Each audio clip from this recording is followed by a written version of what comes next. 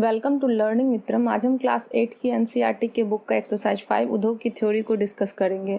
अगर आपने हमारे चैनल को अभी तक सब्सक्राइब नहीं किया है तो आप इसे सब्सक्राइब करें, शेयर करें और साथ ही बेल आइकन दबाकर नोटिफिकेशन ऑन कर लें ताकि नेक्स्ट वीडियो का नोटिफिकेशन आपको आसानी से मिल सके। तो चलिए अब हम इसे शुरू करते हैं। जैसा कि यहाँ पे दिया गया है कि उद्योग हम किसे कहते हैं, पहले ये समझेंगे। उद्योग व्यापार, आपने ये नाम सुना होगा कि उद्योग और व्यापार क्या होते हैं। तो चलिए अब हम इसे देखते हैं। हम अपने आसपास देखते होंगे कि बहुत सारे लोग बहुत सारी चीज़ों का व्यापार व्यवसाय किया करते हैं। हम उन चीज़ों को देखते हैं कि ये सारी चीज़ें जो हैं व्यापार व्यवसाय के लिए कहाँ से आती है। अगर हम कोई वस्तु को बेचते हैं या फिर खरीदते हैं तो उसका स्रोत क्या है, मतलब ये कहाँ से उत्पन्न हुई है। तो चलिए अब इसे डिस्कस करेंगे कि ये हमें कहाँ से मिलती हैं। तो हम वैसे जानते ही हैं कि बहुत सारी ऐसी चीज़ें जो हमें प्रकृति से मिलती है। हम प्रकृति पर पूर्ण रूप से निर्भर होते हैं। प्रकृति से बहुत सारे ऐसे संसाधन होते हैं जिसे हम क्या करते हैं, उद्योग के रूप में उसका व्यापार व्यवसाय भी किया करते हैं। क्या आपने कभी विचार किया है कि लिखने की अभ्यास पुस्तिका जो आप इस्तेमाल कर रहे हैं उसका निर्माण की लंबी प्रक्रिया के बाद आपके पास पहुंची होगी। मतलब जिस भी कॉपी का इस्तेमाल या आप बुक का इस्तेमाल पढ़ने के लिए करते हैं तो वो चीज़ें आपको कहाँ से मिली होंगी। क्या आपने कभी इस पर डिस्कस किया है या विचार किया है या यह जानने का प्रयास किया है कि पहली बार जो कॉपी है वो कहाँ से आई होगी, पहली बार जो किताबें हैं वो कहाँ से आए होंगे और यह जो हमें मिलता है इसके स्रोत क्या है। तो चलिए अब हम इसे जानते हैं कि आप अगर नहीं जानते हैं तो आप इसे जानने का प्रयास करें कि पेपर जो है वो पेपरस नाम के पौधे से मतलब निकला हुआ है। और यह जो है आपको सबसे पहले जो पेपर है वो आपको चाइना में मतलब आया था। चाइना में इसका आविष्कार हुआ था और इसे बनाया कैसे गया था, तो इसे पेपरस नाम के पौधे से बनाया गया था। उसे ही उगाकर जो है इससे पेपर तैयार किया जाता है। इससे पहले जो है जब पेपर का आविष्कार नहीं हुआ था तो लोग क्या करते थे, बड़े बड़े पत्तों पर लिखा करते थे। बड़े बड़े तामपत्र, पत्थर और पेड़ के जो खाल होते हैं उन पर लिखा करते थे। लेकिन धीरे धीरे यह प्रक्रिया उत्तम बनती चली गई और जो है पेपर्स नाम के पौधे से जो है पेपर तैयार किया जाने लगा। उन बड़े बड़े पत्तों को एक साथ जो है वो रख दिया जाता था। जो पत्ते होते थे वो कुछ इससे भी ज़्यादा बड़े होंगे, उनको क्या किया जाता था, धूप में एक दूसरे के ऊपर रख दिया जाता था और पानी की सहायता से इसे चिपका लिया जाता था ताकि जो है यह बड़े आकार में हो जाए। बड़े आकार में होने के बाद जो है इस पर आसानी से लिखा जाता था। तो इसी क्रियाकलाप के आधार पर जो है धीरे धीरे पेपर जो है वो बनाया गया। आज फैक्ट्रियों में जो है इसे सुंदर रूपों में तैयार करके हम कई तरीके से जो है पेपर का प्रयोग कर पाते हैं। कुछ जो होते हैं वो अलग अलग रंग रूप के भी पेपर होते हैं, लाल, पीले, हरे भी होते हैं। इसके जीवन की शुरुआत वृक्षों से होती है। उसे काटा जाता है और लुगदी मिल तक लाया जाता है। मतलब जो अब तो बहुत सारे पेड़ पौधों से पेपर तैयार किया जाता है, पहले तो पेपरस नाम के पौधे से तैयार किया था। तो इसमें बहुत सारी प्रक्रिया होती है। पहले पेड़ों को काट लिया जाता है और उन्हें ले जाकर जो है फैक्ट्रियों में रखा जाता है। मशीनों से उनको काट कर जो है पेपर तैयार किया जाता है और यह कागज़ जो है प्रेस में जाता है जहाँ पे रसायनों से निर्मित स्याही का इस्तेमाल किया जाता है। जो इंक होते हैं उसे पेपर छापने का प्रयोग या फिर बुक छापने का प्रयोग जो है वो किया जाता है। उसके बाद जो है यह आपको बाजार में आती है और बाजार से फिर हम इसे क्या करते हैं, खरीद पाते हैं।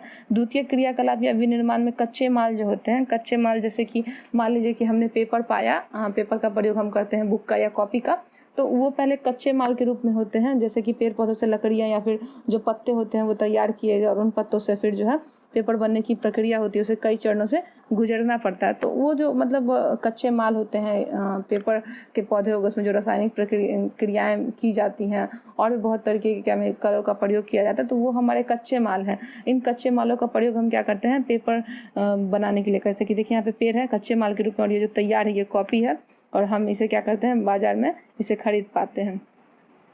तो उसके बाद जो है ये पुस्तिका बन पाती है। उद्योग का संबंध आर्थिक गतिविधि से, मतलब आर्थिक क्रियाकलाप से। हम क्या करते हैं, इन चीज़ों को बाज़ारों में बेचते हैं और वहाँ से फिर हम इन्हें प्राप्त करते हैं, ये उद्योग कहलाते हैं।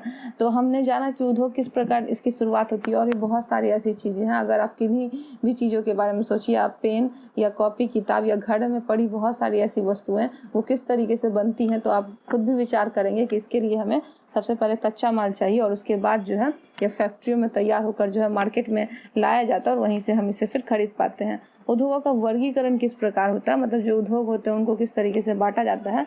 तो उद्योगों को कच्चा माल, आकार और स्वामित्व के आधार पर बांटा जाता है। मतलब इन्हें वर्गीकृत अलग अलग भागों में किया जाता है। आपसे पूछा जाता है कि कपास के खेत में अपने घर तक अपनी कमीज की यात्रा का पता कीजिए। मतलब जो कपड़े हम पहनते हैं वो कपड़े हमें किस तरीके से तैयार होते हैं और कैसे मिलते हैं। तो इनके पीछे बहुत सारी क्रियाकलाप होती है। पहले हम कॉटन जो है मतलब जो रुई है उसको हम कहाँ से पेड़ से तैयार करते हैं और फिर जो है इससे सूत तैयार किया जाता है। सूत के बाद जो है कपड़े की बुनाई होती है, फिर इसकी रंगाई होती है, फिर उनसे कपड़ा सिला जाता है और तब जाकर हम उसे पहन पाते हैं। तो आप भी देखिए कि कितने चरण से होकर ये जो कपड़े हैं वो गुजरते हैं। इसी तरीके से बहुत सारी चीज़ें हैं जो अलग अलग स्टेज पर बनकर तैयार होती हैं। तो उद्योग का वर्गीकरण हम जान रहे थे कि उद्योग का वर्गीकरण बहुत आधार पर किया जाता है, जिसमें सबसे पहला जो है वो कच्चा माल है। कच्चा माल हमने अभी जाना था कि जिनसे हम पक्की वस्तुएं तैयार करते हैं। कच्चे माल के उपयोग के आधार पर उद्योग कृषि की आधारित, खनिज आधारित, समुद्र आधारित और वन आधारित हो सकते हैं। मतलब हम जो भी चीज़ों का प्रयोग करते हैं वो बहुत मतलब अलग अलग प्रकार की होती है। कुछ जो हमें कृषि से मिलती है, कुछ खनिज पे से, और कुछ समुद्र से मिलती है, और तो कुछ वन आधारित होती है। जैसे अगर आप समुद्र की बात करें तो वहाँ से हमें मछली मिलती है और भी बहुत सारी सी चीज़ें मिलती हैं जिनका हम व्यापार व्यवसाय किया करते हैं। उद्योग के क्षेत्र की अगर हम बात करते हैं तो मछली हम खाने के रूप में जहाँ प्रयोग करते हैं, आपको पता होगा कि मछली से तेल का भी व्यापार व्यवसाय किया जाता है। मछली के तेल का भी उत्पादन जो है वो बड़े पैमाने पर होता है। खनिज तो आप जानते ही हैं, मिनरल, इसमें अनेक तरीके के मिनरल आ जाएंगे आपको, जो भी हमें प्रकृति से मिलता है। लोहा हो गया, पत्थर हो गया, या फिर कुछ अमूल्य वस्तुएं हो गई, इन सारी चीज़ों का प्रयोग हम करते हैं। कृषि तो आप जानते ही हैं, इससे हम गेहूँ, चावल और अन्य प्रकार के अन्न, साग सब्जियाँ, फल फूल, पेड़ पौधे और जड़ी बूटी वगैरह भी जो है हम प्राप्त करते हैं कृषि और वन से। तो बहुत सारी ऐसी चीज़ें जो हमें कच्चे माल के रूप में मिलती है और फिर जो है वो बहुत सारे चरणों से होकर गुजरती है, अलग अलग स्टेजों से होकर गुजरती है, तत्पश्चात वो हमें पक्के सामान के रूप में मार्केट में मिल पाती है। कृषि आधारित उद्योग कच्चे माल के रूप में वनस्पति और जंतु आधारित उपयोग होते हैं। जो कृषि आधारित उद्योग है वहाँ से हम जो है आपको जंतु वगैरह से भी तैयार करते हैं। जंतु से भी बहुत सारी चीज़ें तैयार होती है। आपको पता होगा कि गेंडे का सींग का प्रयोग जो है वो दवाई बनाने के लिए किया जाता है। तो गेंडे आज जो है बहुत संख्या में विलुप्त हो रहे हैं, क्योंकि मनुष्य ऐसे तो स्वार्थी होता है, वो अपने ही चीज़ों के प्रयोग के लिए जंतुओं को नुकसान पहुंचाता है। उसके बाद जो अन्य चीज़ें हैं, जैसे कि मतलब जानवर का चमड़ा हो गया, उसका प्रयोग भी बहुत सारी चीज़ों में होता है, बेल्ट बनाने में, जूते बनाने में। उसके अलावा जो मतलब बहुत सारा हम लोग कोट वगैरह का प्रयोग करते हैं, उन चीज़ों का भी प्रयोग में उसका उपयोग किया जाता है। तो जानवरों के चमड़ों से भी तैयार किया जाता है, जिसके लिए उनका शिकार भी किया जाता है। उसके अलावा बहुत सारी ऐसी चीज़ें हैं जो हमें जानवरों से मिलती हैं। दूध और मांस के अलावा जो है उनकी हड्डियों का प्रयोग भी जो है अलग अलग चीज़ों के रूप में किया जाता है। अगर आप नहीं जानते होंगे तो इस बात को आप जानिए कि हाथी के जो दांत होते हैं उनसे मतलब बहुत सारी ज्वेलरियां भी तैयार की जाती है। आपने शंख पोला का नाम सुना होगा, जो आपके घर में मम्मी लोग पहनती होंगी। तो उस शंख पोले को हाथी के दांत से तैयार करवाया जाता है। तो इसमें बहुत सारी ऐसी चीज़ें हैं जो हमें कृषि आधारित उद्योग से प्राप्त होती है। खनिज आधारित यानी कि मिनरल जो हम प्रकृति से प्राप्त करते हैं, इसमें लोहा, बहुत तरीके के अमूल्य रत्न होते हैं जो हमें क्या होते हैं, प्रकृति से ही मिलते हैं। और यह खनिज आधारित उद्योग होते हैं। हम क्या करते हैं, कच्चों मालों का प्रयोग जो है फिर हमें जैसे मशीन में, उसके बाद फिर बिल्डिंग बनाने में, फिर रेल के डिब्बे बनाने में जो है लोहों का प्रयोग किया जाता है। और ये लोहे जो है हमें खनिज आधारित उद्योग से प्राप्त होते हैं। समुद्र आधारित उद्योग क्या हो जाएंगे, सागर और महासागर से जो हमें मछली मिलता है उससे मत्स्य तेल का भी निर्माण किया जाता है, इसके उदाहरण है। और वन आधारित उद्योग जो है, वन से हमें बहुत सारी चीज़ें मिलती हैं। वन में एक चीज़ें नहीं है, वन में अनेक चीज़ें हैं। जैसे कि हमें कागज, उसके बाद औषध रसायन, जैसे कि आज आप बहुत सारी आयुर्वेदिक दवाओं को देख रहे होंगे या फिर एलोपैथिक दवाएं, उन सब का प्रयोग जो है वन से ही किया जाता है। वन में बहुत सारी सी चीज़ें हैं जिसका प्रयोग कागज बनाने में, दवाइयाँ बनाने में, फर्नीचर बनाने में और भवन निर्माण में तो हम जानते ही हैं, घरों को ढांचा देने में जो है लकड़ी मुख्य रूप से योगदान देती है। तो हमने जाना, तीनों चीज़ों को हमने समझा, वन आधारित उद्योग, समुद्र आधारित उद्योग, खनिज आधारित उद्योग और कृषि आधारित उद्योग। इन चारों को हमने जान लिया। अब हम आगे जानते हैं कि आकार क्या होता है। तो उद्योगों के आकार से तात्पर्य निवेश की गई पूंजी की राशि, नियोजित लोगों की संख्या और उत्पादन की मात्रा से है। आकार के आधार पर उद्योगों को दो भागों में बांटा जाता है। एक होता है लघु आकार उद्योग, दूसरा होता है वृहत आकार उद्योग। मतलब जो लघु होते हैं यानी कि छोटे उद्योग, जिनको हम हाथ से बनाकर तैयार करते हैं। आप अपने आसपास देखते होंगे कि बहुत सारे लोग जो है हाथों से बने चीज़ों का प्रयोग करते हैं। उसमें मिट्टी के बर्तन जो है कुम्हार अपने हाथ से बनाते हैं। बुनाई कटाई वगैरह भी जो है बहुत सारी हाथ से भी की जाती है। तो इसको हम जो है वो लघु उद्योगों के क्षेत्र में रखेंगे, यानी कि छोटे पैमाने के उद्योग। इसमें कम पूंजी लगी होती है और इसमें किसी भी तरीके से औद्योगिक चीज़ों का प्रयोग जो है वो नहीं किया जाता है। मतलब इसमें हाथ से जो चीज़ें होती हैं वो तैयार की जाती है, इसलिए इसे कुटीर उद्योग के भी नाम से जाना जाता है। और जो विरहित आकार के उद्योग हो गए वो बड़े क्षेत्रों में होते हैं, मतलब इसमें जो है बहुत ज़्यादा पूंजी वगैरह लगाकर जो है मशीनें बैठाकर फैक्ट्रियाँ तैयार करवाई जाती हैं जिसमें बहुत तरीके के काम होते हैं। ये देखिए यहाँ पे हाथ से जो उद्योग है वो मखाने के खाद्य प्रक्रमण की अवस्था दिखा रहे हैं कि किस तरीके से नदी से मखाना जो है वो तालाबों से मखाना तैयार किया जाता है, उससे किस चरणों से होकर गुजरना होता है। उसके बाद हम विरहित आकार के उद्योग के बारे में बता रहे थे कि विरहित आकार के जो उद्योग होते हैं वो बहुत ही बड़े पैमाने पे होते हैं। जिस तरीके से आपको पता होगा कि रेशम वगैरह जो है वो पहले रेशम कैसे खोजा गया था, चलिए इसके पीछे हम जानते हैं कि इंग्लैंड की जो महारानी थी उस समय एलिजाबेथ, वो मतलब ठंड के समय कॉफ़ी पी रही थी तो रेशम का कीट जो है वो पेड़ों पर था और वहाँ से उनकी चाय में जो है रेशम गिर गया था, जिसके कारण जो है रेशम फूल गया था और इस तरीके से रेशम की प्रक्रिया को जाना गया था कि रेशम कैसे तैयार होता है। ये एक छोटी सी स्टोरी थी जो रेशम से जुड़ी हुई थी। इसी तरीके से यहीं से मतलब लोगों को जो है एग्जाम्पल मिला कि रेशम जो है हम इस तरीके से तैयार कर सकते हैं। स्वामित्व जो है, स्वामित्व के आधार पर उद्योगों को निजी क्षेत्र, राज्य स्वामित्व अथवा सार्वजनिक क्षेत्रों में बांटा जाता है। संयुक्त क्षेत्र, सहकारी क्षेत्रों में वर्गीकृत किया जाता है। निजी क्षेत्र के जो उद्योग होते हैं उनका स्वामित्व और संचालन या तो एक व्यक्ति का होता है या फिर अनेक व्यक्तियों का। सार्वजनिक क्षेत्र के उद्योगों का स्वामित्व और संचालन सरकार का होता है। जो मतलब स्वामित्व वाले क्षेत्र होते हैं उसमें सरकार हस्तक्षेप करती है, जैसे कि हिंदुस्तान एरोनॉटिक लिमिटेड और Steel Authority of India Limited. इन क्षेत्रों में जो है सरकार योगदान देती है, सरकार बड़े पैमाने पर जो है इसका प्रयोग करती है और मार्केट में फिर इसे जिनका होता है उनके द्वारा जो है यह बिचवाया जाता है। संयुक्त क्षेत्र के उद्यमों का स्वामित्व और संचालन राज्य और व्यक्तियों अथवा व्यक्तियों के समूह द्वारा होता है, मतलब इसमें कुछ एक व्यक्ति नहीं बल्कि लोग ग्रुप में काम करते हैं। मारुति उद्योग लिमिटेड संयुक्त क्षेत्र के उद्योगों का एक उदाहरण है, जहाँ पे मारुति गाड़ी वगैरह बनाई जाती है। यहाँ पे एक व्यक्ति नहीं होते, बहुत सारे लोग होते हैं। सहकारी क्षेत्रों के उद्योगों का स्वामित्व और संचालन कच्चे माल के उत्पादक या पूर्तिकार कामगारों अथवा दोनों द्वारा होता है, मतलब इसमें कच्चे माल भी चाहिए, व्यक्ति भी चाहिए और बड़ी बड़ी मशीनें भी चाहिए होती है। आनंद मिल यूनियन लिमिटेड अब सुधा डेयरी सहकारी उपक्रम के उत्तम उदाहरण है। यहाँ पे आप देखिए जो चित्र दिया गया है सहकारी क्षेत्र में सुधा डेयरी का, ये किस में आ जाते हैं, तो ये जो है आपको आनंद मिल्क यूनियन लिमिटेड और सुधा डेयरी जो है यह सहकारी उपक्रम के उत्तम उदाहरण है। यहाँ पे जो है लोग अकेले नहीं काम करते हैं, ग्रुप वाइज काम करते हैं, बहुत सारे लोगों की आवश्यकता होती है काम को अंजाम देने में। उद्योगों की अवस्थिति को प्रभावित करने वाले कारक क्या क्या है, मतलब उद्योग को जो चीज़ें हैं वो किस तरीके से प्रभावित करती है। देखिए यहाँ पे उद्योग की अवस्थित संबंधी कारक लिखे हैं, ये फैक्ट्री है और इनको क्या क्या चीज़ें प्रभावित करती है। संचार होना चाहिए, परिवहन होना चाहिए, जैसे कि संचार सुविधा हो गई आपको कंप्यूटर नेटवर्किंग से जोड़ने वाला काम, या फिर बिजली वगैरह जो है इलेक्ट्रिसिटी, ये संचार के माध्यम से आ जाएंगे। कम्युनिकेशन जिसको बोलते हैं, एक स्थान से दूसरे स्थान तक पहुँचाना। फिर परिवहन गाड़ियों के माध्यम से, फिर हमें भूमि चाहिए, इलेक्ट्रिसिटी तो हमने जाना ही, कच्चा माल चाहिए, श्रम चाहिए, पूंजी चाहिए, बाजार चाहिए और साथ ही साथ जल चाहिए। इतने सारे चरणों से होकर जो है उद्योगों को गुजरना होता है। वे कारक जो उद्योग की अवस्थिति को प्रभावित करते हैं: कच्चे माल की उपलब्धता, भूमि, जल, श्रम, शक्ति, पूंजी, परिवहन और बाजार। उद्योग उन्हीं स्थानों पर केंद्रित होता है जहां इनमें से कुछ या ये सभी कारक आसानी से उपलब्ध होता है। मतलब उद्योगों की व्यवस्था हम तभी कर सकते हैं जब हमें ये सारी चीज़ें जो है उपलब्ध हो पाएंगी या इनमें से कुछ चीज़ें उपलब्ध हो पाएंगी। कम परिवहन लागत तथा अन्य अवसंरचना जैसे प्रोत्साहन प्रदान करती है ताकि पिछड़े क्षेत्रों में भी उद्योग स्थापित किया जाए। अगर किसी चीज़ की इनमें से कमी होती है तो वो क्या करते हैं, या तो इसकी व्यवस्था करते हैं या फिर पड़ोसी देशों या पड़ोसी राज्यों से इसकी मांग करते हैं। अब चलिए औद्योगिक तंत्र के बारे में जानते हैं कि औद्योगिक तंत्र क्या होता है। औद्योगिक तंत्र में निवेश, प्रक्रम और निर्गत शामिल होते हैं। मतलब इसमें क्या होता है कि हमारे पास बहुत सारे कच्चे माल तो होते हैं, लेकिन इसके लिए हमें बहुत सारी फैक्ट्रियां भी चाहिए। भारत में जो है आपको 16वीं शताब्दी में औद्योगिक क्रांति मतलब यहाँ पे प्रवेश कर चुकी थी। मतलब थोड़ा थोड़ा यहाँ हमें देखने को मिल गया था कि 16वीं शताब्दी में सबसे पहले तो इंग्लैंड वगैरह से शुरुआत हुई थी औद्योगिक क्रांति की, तब जाकर जो है सभी जगहों पर भारत या फिर अन्य यूरोप के सभी देशों में औद्योगिक क्रियाकलाप से कार्य होने लगे थे। बड़े बड़े जो है फैक्ट्रियों की स्थापना होने लगी थी। अब जो है हाथ से जो काम किया जाता था उसके आधार पर बड़े बड़े मशीन भी आ गए थे, जिससे कि काम समय पे हो जाता था और इसमें लागत भी कम लगती थी। बस बड़े बड़े मशीनों को जो है स्थापित करना होता था।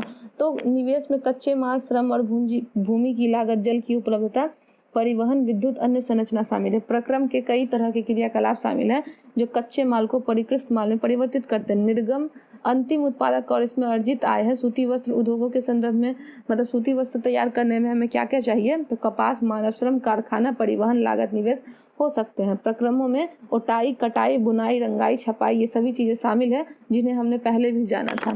चमड़े के जूते विनिर्माण में शामिल निवेश प्रक्रम और निर्गत को ज्ञात करें। मतलब चमड़े के जूते जो हमें बनाने हैं तो हमें सबसे पहले तो चमड़ा चाहिए होगा, और उसमें और चीज़ें जो होती हैं आने वाले, उसके लिए हमें पूंजी चाहिए, हमें जो है चमड़े से जूता बनाने वाला मोची चाहिए। तो बहुत सारी ऐसी चीज़ें होती हैं जो चमड़े के जूते बनाने या फिर चमड़े के किसी भी सामान को बनाने के लिए हमें पैसा चाहिए, हमें फैक्ट्रियाँ चाहिए, हमें कच्चा माल के रूप में चमड़ा चाहिए और इसे बनाने वाला मोची चाहिए, और भी बहुत सारी चीज़ें, रंगाई पोताई जो होती हैं वो सब भी चाहिए होती हैं। तो किसी भी एक वस्तु को अनेक चरणों से गुजरना होता है बनने के क्रम में।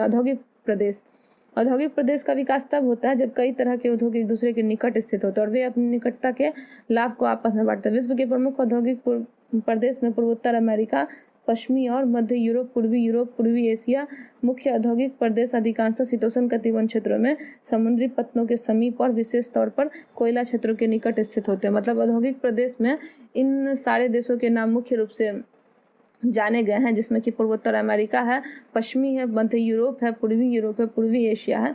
इन क्षेत्रों में औद्योगिक क्रांति हमें ज़्यादातर देखने को मिलती है। यहाँ पे समुद्रों से व्यापार भी होता है और कोयलों का व्यापार भी किया जाता है। देखिए एक मैप है, ये औद्योगिक देशों का मैप है। इसमें आपको वो सारे देश दिखाई देंगे जिनमें जो है औद्योगिकरण की नीति जो है वो काफ़ी ज़्यादा तीव्र गति से है। यहाँ पे आप मैप से आसानी से देख सकते हैं। उत्तरी अफ्रीका है, उसके बाद आपको आर्कटिक महासागर है, अटलांटिक उत्तरी महासागर है, एंग्लो अमेरिका है, प्रशांत महासागर है, इसके अंदर आने वाले बहुत सारे क्षेत्र भी हैं, लीमा है, बायता टेक्वेडार है, मतलब उसके बाद हिंद महासागर, प्रशांत महासागर है। तो जिस भी क्षेत्र में जो भी मतलब शहर सब आता है उन सभी जगहों पर भी जो है औद्योगिक जो कार्य क्रियाकलाप हैं वो होते रहते हैं। तो हमने इन शहरों के बारे में जाना, मैप के द्वारा भी हम समझ गए। भारत में भी विश्व के देशों जैसे अन्य देशों में, जैसे कि महाराष्ट्र, पुणे, समूह, बेंगलोर, तमिलनाडु प्रदेश, हुगली प्रदेश, अहमदाबाद, वडोदरा प्रदेश, छोटा नागपुर औद्योगिक प्रदेश, विशाखापट्टनम, गुंटूरू औद्योगिक प्रदेश, गुड़गांव, दिल्ली, मेरठ औद्योगिक प्रदेश, कोल्लम, तिरुवनंतपुरम, ये सारे औद्योगिक प्रदेश हैं। यहाँ पे बड़े बड़े मशीन और फैक्ट्रियाँ लगाई गई हैं ताकि जो काम है वो आसानी से और कम समय में किया जा सके। देखिए औद्योगिक विविधता, अगर हमें कोई चीज़ जो है मतलब फ़ायदा देती है तो उसके कुछ नुकसान भी होता है। आपने ये सुना होगा कि विज्ञान वरदान है या अभिशाप। तो विज्ञान जितनी हमें सुविधा देती है, यहाँ हमें इन्हें बचना भी होता है इनसे, नहीं तो बहुत सारी ऐसी क्रियाकलाप है जिनके कारण मानव को स्वयं भी क्षति सहनी पड़ती है। देखिए यहाँ पे एक चित्र दिया हुआ है जो कि यूनियन कार्बाइड फैक्ट्री का है। यहाँ पे एक घटना हो गई थी जिसमें कि भोपाल में भी कुछ घटना घटी थी। आपको याद होगा, आपने मतलब सुना होगा भोपाल गैस त्रासदी के बारे में, कि भोपाल में जो है एक फैक्ट्री थी जहाँ पे मिथाइल आइसोसाइनाइड जो है वो लीक कर गया था, जिसके कारण बहुत सारे लोग जो है मारे गए थे। और वो ऐसी फैक्ट्री थी जहाँ पे एक शहर भोपाल में, मतलब एक एरिया में यह पूरी तरीके से जहरीली गैस फैल गई थी और वहाँ पे बहुत सारे लोगों की मृत्यु हो गई थी। इस तरीके से बहुत सारे ऐसी घटनाएं हैं। एक घटना को हम अभी पढ़ते हैं जिसमें कि लिखा गया है कि उद्योग में दुर्घटना विपदा मुख्य तकनीकी विफलता का संकट उत्पन्न करने वाले पदार्थों के बेतरतीब उपयोग के कारण घटित होता है। मतलब मनुष्य अगर इसका उपयोग सही तरीके से नहीं करता है, लालची के तौर पर करता है, तो इसमें स्वाभाविक है कि मनुष्य की लापरवाही के कारण जो है घटना होनी जो है वो तय है।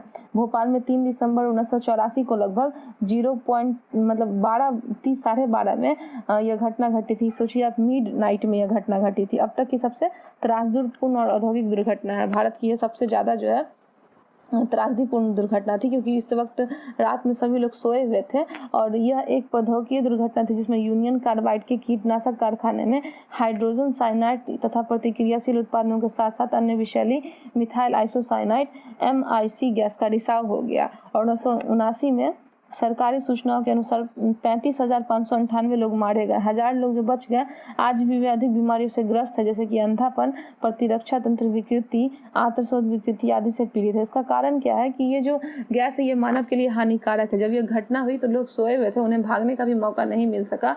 इसमें बहुत सारे लोग मारे भी गए और जो लोग बच गए वो बीमारी से ग्रस्त हो गए। उन्हें सांस लेने में तकलीफ या पेट की समस्या या फिर विकलांगता, ऐसी बहुत सारी चीज़ें हैं जिसके कारण लोगों को सहन करना पड़ा। आपको ये बात अगर नहीं पता होगी तो आप जानिए कि 1914 का प्रथम विश्व युद्ध हुआ था, जो कि आप 9th क्लास में पढ़ेंगे हिस्ट्री की बुक में। चैप्टर है आपको इसमें प्रथम विश्व युद्ध, फर्स्ट वर्ल्ड वॉर और सेकेंड वर्ल्ड वॉर। तो इसमें जो है सेकेंड वर्ल्ड वॉर और फर्स्ट वर्ल्ड वॉर में जो अमेरिका जो है जापान के नागासाकी देश पे परमाणु बम गिराया था और उसके बाद जो दो बार करीब गिराया था, तो वहाँ पे इतनी ज़्यादा त्रासदी हुई थी कि आज तक लोग जो है उस कारण जो है लंगड़े, अंधे और पोलियो जो होता मतलब उस कारण वो मतलब उनका एक अंग जो है वो नहीं रहता है। तो बहुत सारे ऐसे उन लोगों को तकलीफ से गुजरना पड़ा था, जिसका परमाणु बम के विस्फोट के कारण हमें आज भी वो चीज़ें देखने को मिलती है। तो अगर कहीं ना कहीं विज्ञान हमारे लिए अगर वरदान साबित होता तो कहीं ना कहीं अभिशाप भी साबित होता है। 23 दिसंबर 2005 में चीन के गाओ काय चोंगपिंग में गैस कूप विस्फोट में 243 लोग मारे गए, 90,000 लोग दुर्घटनाग्रस्त हो गए और ये इन स्थानों पर 64,000 लोगों को विस्थापित किया गया, मतलब एक स्थान से दूसरे स्थान ले जाया गया।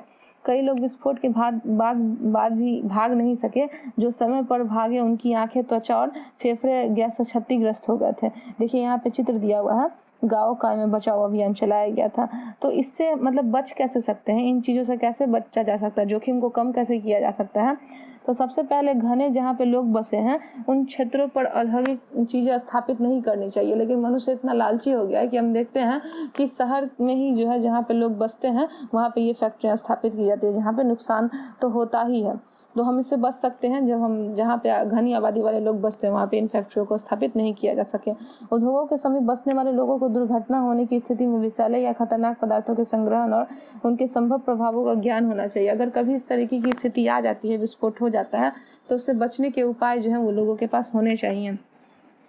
आग की चेतावनी और अग्निशामक की व्यवस्था को उन्नत किया जाना चाहिए। हर घर के पास जो है वो अग्निशामक यंत्र लगाया जाना चाहिए ताकि लोग इससे बच सके अगर कहीं भी आग लगती है तो। फैक्ट्रियों के कारण विषैले पदार्थों के भंडारण क्षमता की सीमा होनी चाहिए, मतलब एक साथ जो है वो विषैले गैस नहीं रखने चाहिए। और 5वां जो है उद्योगों के प्रदूषण नियंत्रण के उपाय को उन्नत किया जाना चाहिए, मतलब जिससे प्रदूषण कम हो ऐसा उद्योग स्थापित किया चाहिए। आप भी सोचें और आप भी देखें, बहुत सारे ऐसे न्यूज़ों को आप गूगल पर अगर सर्च करेंगे तो आपको मिलेगा कि आज केमिकल से होने वाली घटनाएं कम नहीं है। अभी भी हाल में भी एक घटना हुई है जिसके बारे में आप लोग खोजें और हमें बताएं कमेंट बॉक्स में कि अभी हाल में कौन सी ऐसी घटना घटी है जिसमें कि केमिकल के प्रयोग के कारण जो है वहाँ पे बहुत बड़ी त्रासदी हुई है। आप न्यूज़ पे भी इसे देख सकते हैं या आप गूगल पे भी इस तरीके के न्यूज़ों को खोज सकते हैं और जान सकते हैं कि किस तरीके से इससे जो है बहुत ज़्यादा तबाही होती है और इसके बचने के क्या क्या उपाय हो सकते हैं। प्रमुख उद्योगों का वितरण। विश्व में प्रमुख उद्योग लोहा इस्पात उद्योग, सूती वस्त्र उद्योग, चूना प्रौद्योगिकी उद्योग, लोहा इस्पात उद्योग, वस्त्र उद्योग काफ़ी पुराने उद्योग, जबकि सूचना प्रौद्योगिकी उद्योग का एक नया उभरता उद्योग है। वे देश जिसमें लोहा इस्पात उद्योग अवस्थित है जर्मनी, संयुक्त राज्य अमेरिका, चीन, जापान, रूस। वस्त्र उद्योग भारत, हांगकांग, दक्षिण कोरिया, जापान और ताइवान में संकेंद्रित है। सूचना प्रौद्योगिकी उद्योगों के मुख्य केंद्र मध्यवर्ती कैलिफोर्निया में और सिलिकॉन घाटी में और भारत में बेंगलुरु प्रदेश में। मतलब जो प्रमुख उद्योगों हैं उनका वितरण अलग अलग प्रकार से किया गया है। इसमें बहुत सारे उद्योग हैं जिसमें कि हमने जाना कि कौन कौन से उद्योग हैं। वस्त्र उद्योग है, लोहा इस्पात उद्योग है, सूचना प्रौद्योगिकी उद्योग है, जिसमें से अलग अलग देशों में जर्मनी, संयुक्त राज्य अमेरिका, चीन, जापान और रूस में ये सारे उद्योग फैले हुए हैं। वस्त्र उद्योग हांगकांग, दक्षिण कोरिया, जापान और ताइवान में केंद्रित है। मतलब वस्त्र उद्योग जो है बड़े पैमाने पर हांगकांग, दक्षिण कोरिया, जापान और ताइवान में है। और सूचना प्रौद्योगिकी उद्योग जो है वो मध्यवर्ती कैलिफोर्निया में है और सिलिकॉन घाटी में, भारत में बेंगलुरु में यह स्थित है। सिलिकॉन घाटी को भारत में बेंगलुरु में भी नाम से जाना जाता है। और लोहा इस्पात उद्योग जो है वो जर्मनी, संयुक्त राज्य अमेरिका, चीन, जापान और रूस में है। आपसे पूछ रहा है कि उभरते हुए उद्योग सनराइज उद्योग के नाम से भी जाने जाते हैं। मतलब उभरते उद्योग को जो है सनराइज उद्योग के नाम से जाना जाता है। इसमें सूचना प्रौद्योगिकी, स्वास्थ्य लाभ, सत्कार तथा ज्ञान से संबंधित उद्योग शामिल है। आप इन चीज़ों को याद रखें, आपके क्वेश्चन आंसर में ये आसानी से काम आएंगी। बहुत सारे ऐसे पॉइंट हैं जिसको आप याद रखते हैं तो आप क्वेश्चन आंसर का जवाब जो है वो खुद भी दे सकते हैं बिना किसी सॉल्यूशन के। तो मतलब इस सब को जो है हम एक एक करके डिटेल करेंगे, एक एक कर देखेंगे डिटेल में नेक्स्ट वीडियो में। ये जो वीडियो था ये वीडियो का पार्ट 1 था, इसे अब हम यहीं समाप्त करते हैं। अगर आपको हमारा वीडियो पसंद आया हो तो आप इसे लाइक करें, शेयर करें, कमेंट करें और साथ ही सब्सक्राइब भी करें, बेल आइकन दबाकर नोटिफिकेशन ऑन कर लें। मिलते हैं अपने नेक्स्ट वीडियो में। थैंक